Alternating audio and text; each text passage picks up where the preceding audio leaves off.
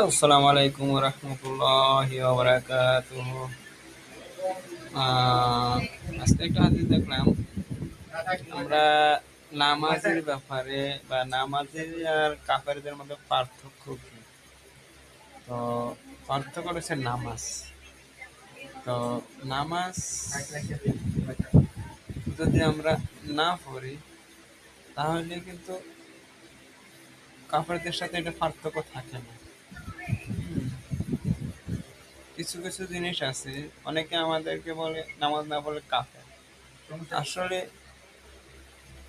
Direct কাফের বলা যায় যাচ্ছে কিনা আমি সঠিক জানি না, হাদিসে বলা নাই। যেটা যে হাদিসটা দেখেছি, তো হ্যাঁ, কোন সময় কাফের বলা যাবে?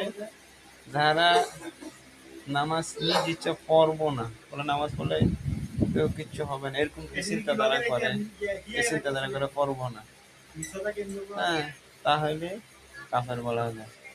আর যদি সে এত কিছু অনুভব না করে, পরে না কাজের বাহানা পড়তে আসে না, হ্যাঁ, কত কিছু বাহানা আছে, তাহলে এটাকে ফাসেক বলা হয় ভাই। হুম। তো ইনশাল্লাহ আমরা মুসলমান কেন পড়বো না নামাজ ভাই? আমরা মুসলমান কেন পড়বো না নামাজ? আল্লাহ আমাদেরকে কেন বানাইছে? দুনিয়াতে কেন পাঠাইছে? আল্লাহর কাজ করার জন্য, পাঁচ ওয়াক্ত নামাজ পড়ার জন্য। পাঁচ ওয়াক্ত আমরা 17টি ফরজ মাত্র দিছি, তাহলে কেন আমরা কাফারদের সাথে আমাদের মুসলমানদেরকে তুলনা করতে হবে কিন্তু নামাজের কারণে? ভাই, এই দুনিয়ায় যত জীবন বাঁচবেন কাজ করে যাবেন, পয়সা ইনকাম করে যাবেন, হ্যাঁ, শরীর চর্চা করে যাবেন, অ্যাকচুয়ালি এগুলো কিছুই যাবে না ভাই।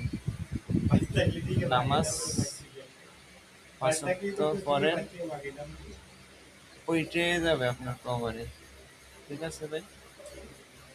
তো ইনশাল্লাহ আমরা সবাই চেষ্টা করবো পাঁচ ওয়াক্ত নামাজ পড়ার জন্য, পাঁচ ওয়াক্ত নামাজ পড়া আদায় করা, যাতে আমাদেরকে তৌফিক দেয়।